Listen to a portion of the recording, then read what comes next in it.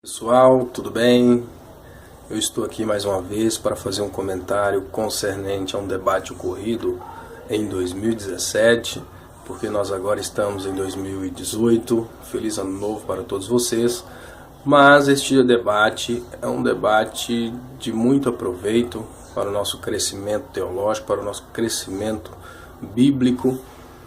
Foi um debate que ocorreu no programa Vejam Só, como sempre, como de costume, tem proporcionado grandes debates teológicos e acadêmicos. Foi entre a pessoa do pastor Elias Soares e um adventista, ou ex-adventista, se eu não salvo engano, não sei, que ocorreu entre o Elias Soares e a pessoa do Ezequiel, o nome dele. Não sei, aqui o sobrenome é Ezequiel. Esse ex-adventista, eu acho, que ele saiu da instituição, ele debateu com Elias sobre a questão da imortalidade da alma. E esse debate me chamou muita atenção. Eu estou aqui com um trecho específico entre o qual os dois estavam discorrendo sobre o assunto e no embate.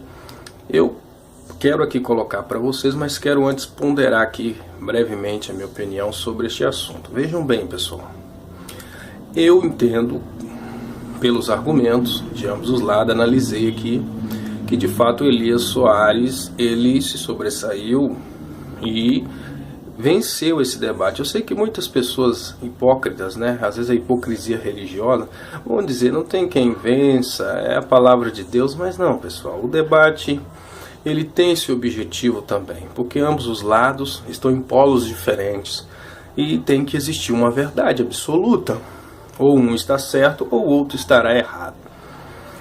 E o Elias, de fato, ele se sobressaiu. Eu poderia dizer que ficou de 7-1, como o Brasil, né, e a Alemanha, né, ou 7-0, né, mas eu coloco 7-1 aqui, porque para ficar bem específico, porque de fato existiu um ponto desse debate que esse Ezequiel conseguiu, de fato, de alguma forma, confundiu Elias. Por incrível que pareça, o pastor Elias é um homem de muita cultura, ele é culto, muito conhecedor da palavra, mas se deixou levar assim por um momento de desequilíbrio, porque de fato o seu oponente aqui não ia direto aos argumentos que ele propunha, que ele colocava, e ficava rodeando. Isso é um fato, em círculo, como ele mesmo fala no debate. E o trecho que o Elias talvez se confundiu, ele começou a explicar, mas no mesmo momento eu acho que ele ficou irritado na hora e acabou se desfocando.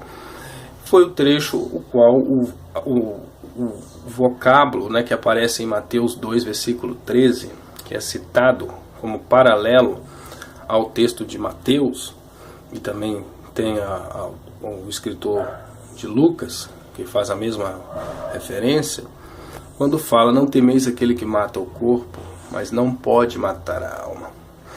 E aí, esse mesmo vocábulo, apolimia, que é polissêmico, aparece sim lá em Mateus 2, versículo 13, o qual Herodes queria matar o menino Jesus.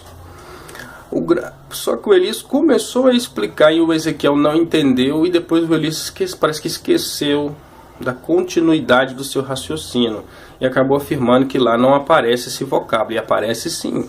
É por isso que eu digo que é 7-1. E eu vou explicar para vocês. Na verdade, quando fala não temeis aquele que pode matar o corpo, mas não pode matar a alma, é uma prova cabal, irrefragável, irrefutável, de que de fato a alma sobrevive à morte do corpo, ponto. Entretanto, mas, uma conjunção aqui adversativa, o texto lá deixa claro sim que a alma pode sim ser morta, perante Deus, entre aspas, pessoal. Deus pode matar a alma, porque ele é aquele que de fato a criou. E parece que o Elias acabou se apegando ao extremismo da ideia e esqueceu de manter o equilíbrio. Mas o fato de Deus poder matar a alma não significa que ela não sobreviva à morte. Não sobreviva à morte do corpo. Tá entendendo? Então, só que tem outro ponto que o Elias estava querendo dizer que o Ezequiel não entendeu. É complexo, mas preste atenção que você entenderá. Na verdade, o que o Elias estava dizendo é que lá não estava dizendo que aniquilaria o corpo. Tá entendendo?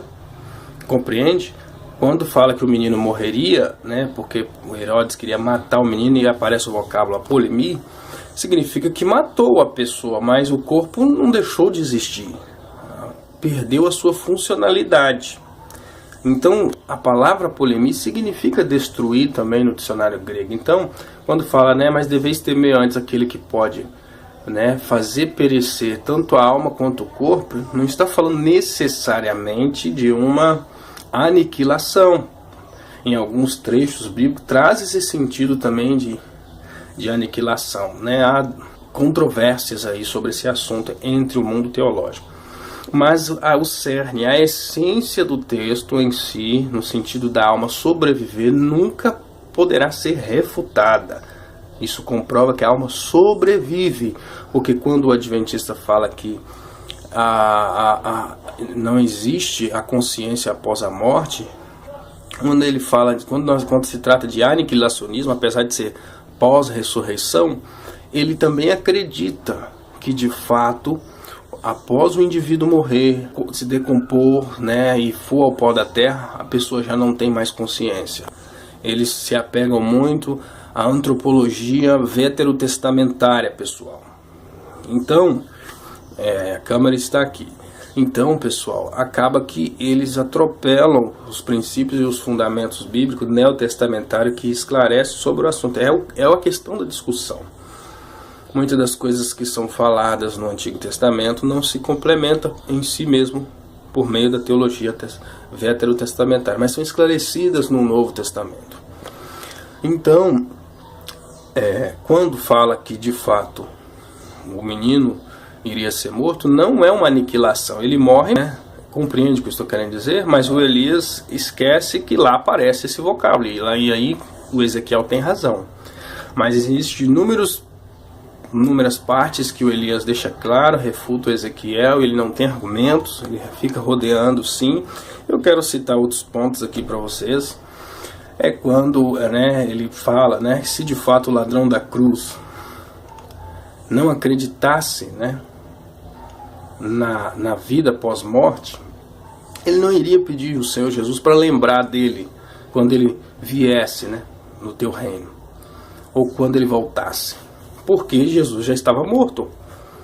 Como o ladrão poderia dizer, né, lembra-te de mim quando vieres no teu reino? Jesus não havia morrido? Essa é a pergunta a ser feita. E outro ponto, na verdade eu te digo hoje, não existe na verdade eu te digo ontem. Se eu estou te dizendo hoje, é agora. Isso não há nem o que se questionar, né? Na verdade eu te digo ontem. Na verdade eu te digo hoje. É óbvio que eu estou te afirmando agora. Então eu não vou entrar muito na questão da vírgula aqui. Tem a questão dela estar, né, o verbo está depois do advérbio de tempo. Então a questão do lego. Fica muito claro que o Ezequiel ele vai se perder várias vezes no debate, não consegue refutar, esclarecer, principalmente no final, quando Elias dá um cheque-mate nele sobre a questão de Pedro. Mas eu quero aqui mostrar para vocês o trecho que o Ezequiel questiona, e vou voltar a comentar aqui com vocês. Só um momentinho, só vou virar aqui. Aí está. Você continua com o mesmo argumento falacioso. Vou aumentar aqui, pessoal. Vamos lá, paciência. A palavra fora do seu contexto. Quando diz que queriam matar Jesus, queriam matar o quê? O corpo. Exatamente. Quando ele está tentando explicar. Quando o texto, eu não te interrompi. Desculpa, matar. Eu não te interrompi. Então quando diz assim, ele quer matar o menino, ali está dizendo matar o corpo. E Jesus disse, olha, não temos que pode matar o corpo. Lá também queriam matar o corpo de Jesus. É isso que você não pode enrolar o telespectador, porque é uma tática adventista, como o seu amigo Leandro tentou fazer aqui. Peraí, pastor. Agora um leigo perguntando. Foi interrompido. O verbo no original Apólimo. do texto de Lucas, que fala sobre a alma no inferno. Isto. Jesus fala que é para temer Fazer Deus, perecer. porque faz perecer. Esse verbo é o que aparece em Mateus no sonho de José? Não. Aí está, pessoal. Aí, de fato, Elias cometeu um erro. Sim, é o mesmo verbo, é a polemia. Estou com o texto majoritário aqui. E aí, de fato, o Elias deixou a desejar, esqueceu. Mas isso não tira o mérito dele nesse debate. De fato, o Ezequiel, ele não teve argumento para sustentar a sua tese, a sua visão, né, de mundo espiritual, sua visão cosmológica. E ele, né, acabou se perdendo em vários pontos. Mas vocês perceberam muito bem que o Elias tentou explicar o sentido que ele estava colocando. É que, de fato, a palavra polimia não aparece com uma aplicação de aniquilacionismo. Mas o vocábulo aparece sim em Mateus 2,13. Porque lá fala em matar o corpo e não desaparecer, não aniquilá-lo, né? Aniquilar, tá entendendo? Então, são coisas diferentes. E eu quero mostrar aqui para vocês o outro trecho, né? O qual é mais adiante aqui. Ele também, ele irá se perder aqui. Não precisa. Vou mostrar para vocês aqui. Segunda de Pedro, Aí, capítulo 2, versículo 9, porque são várias citações no grego que vai apresentar... Quem diz segunda Pedro 2? Vamos ver? Agora olha a segunda de Pedro, capítulo 2, versículo de número 9. Assim sabe o Senhor livrar da tentação os piedosos e reservar os injustos para o dia de juízo, para serem castigados. Lê de novo, por favor. Assim sabe o Senhor livrar da tentação os piedosos e reservar os injustos para o dia do juízo, para serem castigados. De acordo... Não, mas eu não expliquei o texto. Tá fácil. O versículo 4, ó. O versículo 4 vai falar de prisão de anjos. Porque se Deus não perdoou aos anjos que pecaram, Checkmate, mas havendo-os lançado no inferno, os entregou às cadeias da escuridão, ficando reservados para o juízo. Aqui, da mesma sorte, o ímpio, quando ele morre, a sua alma ela fica sob castigo. O verbo grego que aparece ali é kolozomenos, que dá a ideia, porque ele é um particípio presente. E a ideia do particípio presente é de continuidade na prisão. Portanto, ele não é aniquilado, ele continua preso. Apocalipse capítulo 6, versículos 9 a 11. E capítulo 20, versículo de número 5. Aquelas almas haviam sido degoladas, as pessoas haviam sido degoladas, haviam sido mortas, os seus corpos haviam sido mortos, mas eles continuavam existindo e clamando de forma consciente na presença de Deus. Deixa eu pegar o texto de Pedro aqui.